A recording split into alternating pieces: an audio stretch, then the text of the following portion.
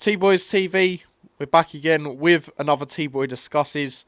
Bit of breaking news has come out, time I am filming this, and this is Aasgaard is set to be in advanced talks to join Rangers. Now, this is quite interesting because, for me, yeah, it seemed like the Norway manager sort of turned his head with his comments, saying, oh, he basically needs to play in a higher division or, for a better side, basically. However, he also said that a few weeks later with a Brentford defender, Aya.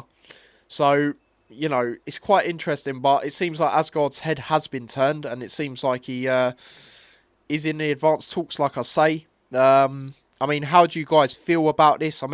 We don't want to get to a stage where we was last year, where players didn't want to play for us, so then, we kept them on the books. Now we want to, if you don't want to play for us, it's as simple as that. Don't play for us, essentially. Obviously, we did get him for 3 million, and it has been reported that we will get more than 3 million for him. So that's good to see that we're not taking rubbish, basically. We're going to accept a decent offer. And to be fair, I have to be honest, Rangers, they're in the Champions League. They are a team I look at and I think, well, they have made some good business. They signed a defender that's decent. I can't remember from the top of my head, but when I look back on it, I'll know I'm on about. Signed Rothwell. 30 years old from Bournemouth. Decent experience.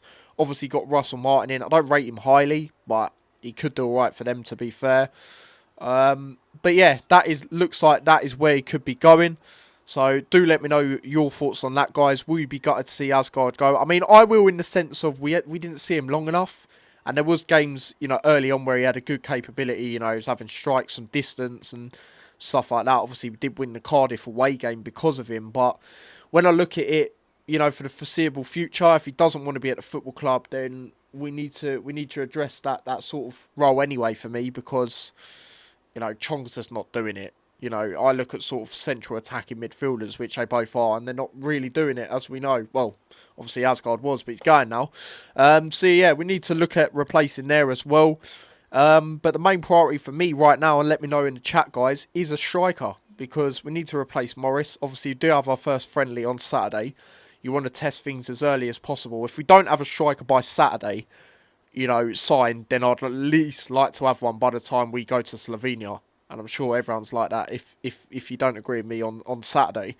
But yeah, that's that when it comes to that. And then I'll briefly talk on Kaminsky, obviously, departuring. I did talk about it the other day. Obviously, I'm gutted. Did like the way Charlton done it, though. They obviously announced their new goalkeeper kit and things like that, which you can buy. Whereas Luton are just hinting about sponsors for the last 3 days, but still ain't released it. But apparently it is set to come out at some point this week. So hopefully it actually does for the Boreham Wood game, and we can see it in the flesh. Because obviously they're wearing black and white, so I'm sure we will see it.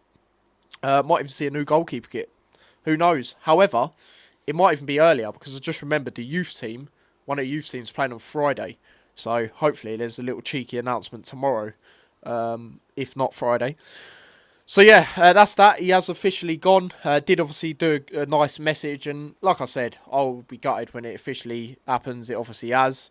And yeah, I wish him all the best. And with the way Charlton play, they target it to long men. I reckon his distribution needs to get better, but we know his shot stopping's immense, and they're making some really good signings, Charlton. So I reckon they will have a high possibility of staying up. Things like that. And then the other thing, briefly, Reece Burke was obviously rumoured to go to Charlton. Nothing really else has come out on that, so I don't know if that is actually true. And there was reports as well, I don't really believe it, that we signed Nathan Lowe, or we have pretty much got to an agreement, 2.5 million. But I don't really rely on the source, because they've put a lot of stuff which ain't happened before in the past. Like in February, I'm sure the window's never open in February, Reece Burke was going to join Plymouth, according to them, last year. And they also said in 2016 we're going to sign Akin Fenwa.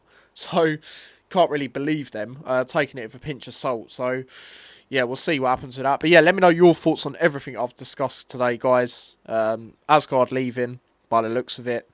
Your thoughts on Kaminsky's official departure. Will Reece Burke go to Charlton? And Nathan Lowe, do you think it is all BS like I do? Do let me know. But yeah, smash a like, subscribe, follow me across on my socials, subscribe to the extra channel. Take care. Peace.